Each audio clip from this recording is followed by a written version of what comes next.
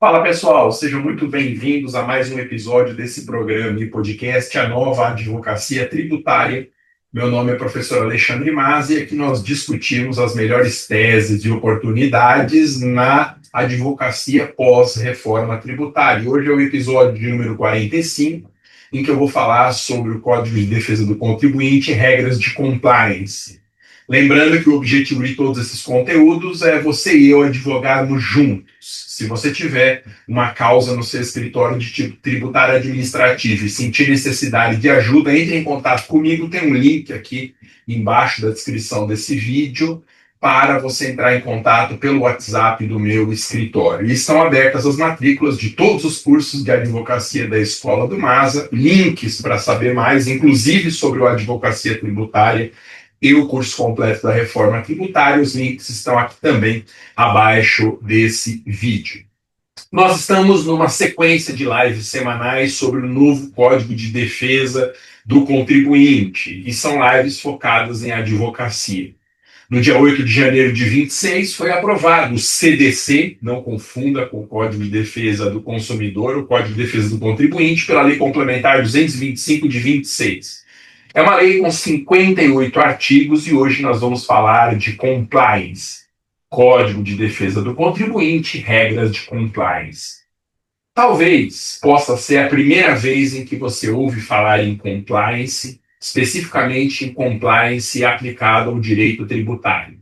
E há um consenso hoje que a judicialização de conflitos tem um custo enorme e um grande nível de incerteza. Ninguém aguenta mais ação judicial. Daí ser necessário criar mecanismos alternativos de solução de controvérsias, tudo para a gente evitar o uso de ações judiciais. Bom, quais são esses meios alternativos? Em matéria de direito público, como o tributário administrativo, já existem várias ferramentas com esse objetivo. Processo administrativo, que eu sempre disse aqui nos meus conteúdos, que é uma alternativa excelente ao processo judicial. Mecanismos privados, como a arbitragem, que já são utilizados amplamente em direito público também. Transações tributárias, em que a gente pode, por exemplo, negociar uma dívida com o próprio fisco, e mais recentemente, regras de compliance. Para quem não está ligando o nome à imagem, compliance é um conjunto de medidas adotadas para prevenir e minimizar os riscos de um conflito. E no âmbito do compliance, se costuma falar em programas de conformidade com a lei e atos normativos do fisco. Numa tradução livre de compliance, a ideia é justamente essa, de conformidade com a lei e no direito tributário com os atos normativos do fisco. Tanto é assim que nas grandes empresas há um setor específico com essa finalidade, chamado, inclusive, normalmente de setor de compliance.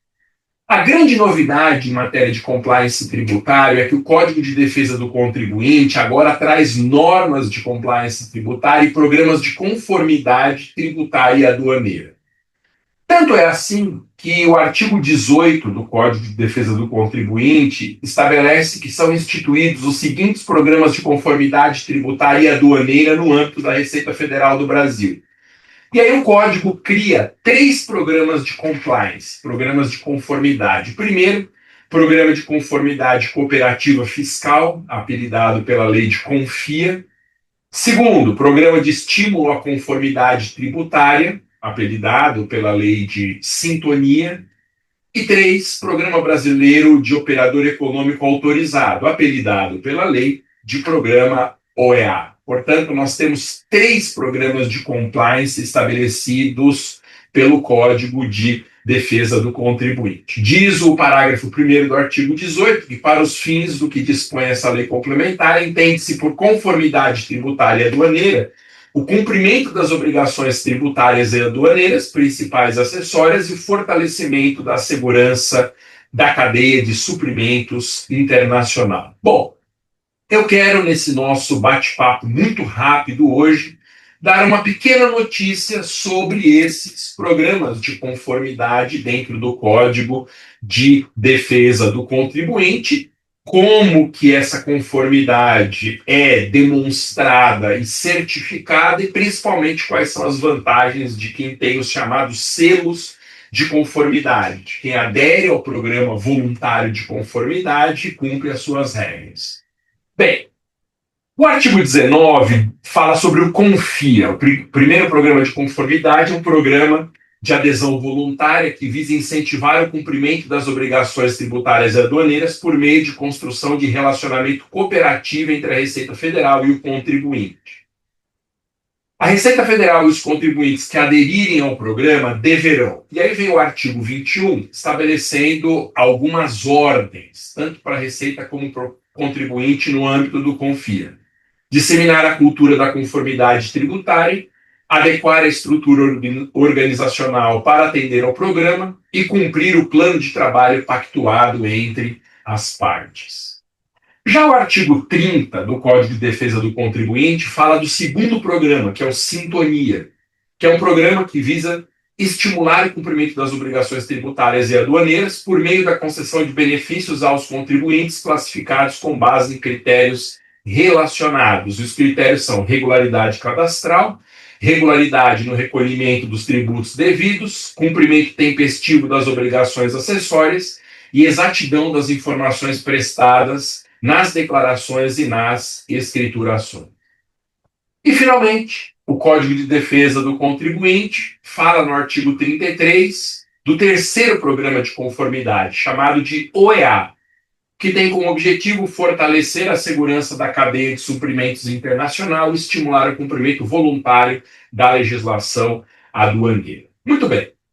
Todos esses programas são voluntários. Significa dizer que o contribuinte adere se quiser. Ele pode simplesmente ignorar esses programas.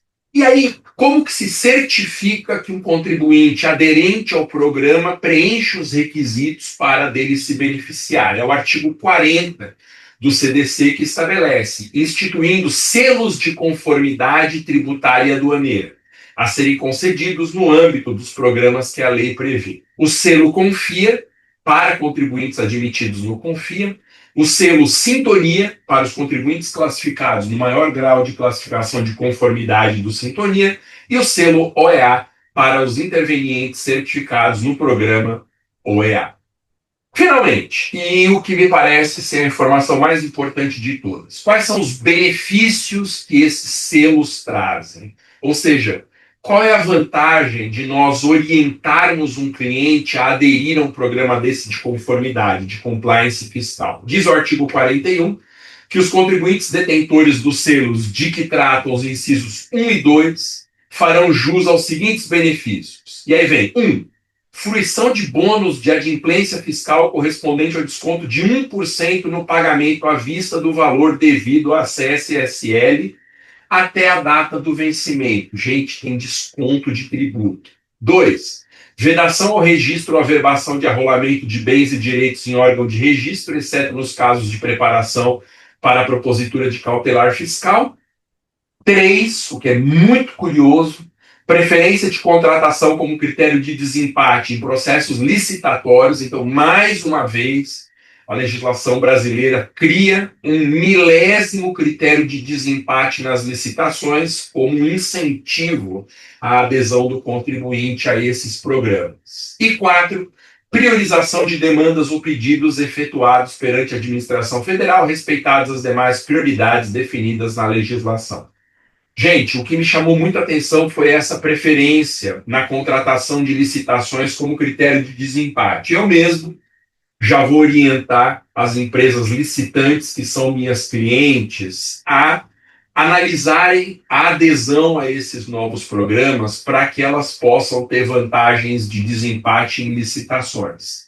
Então, essa novidade aqui ela é muito importante, porque existem licitações no Brasil que acabam empatando em todos os quesitos que a lei estabelece de desempate e acabam sendo resolvidas por sorteio. Então, para evitar esse sorteio, eu vou orientar as empresas clientes aqui no meu escritório que participam de licitação a ir atrás desses selos como critério de desempate. Então é isso.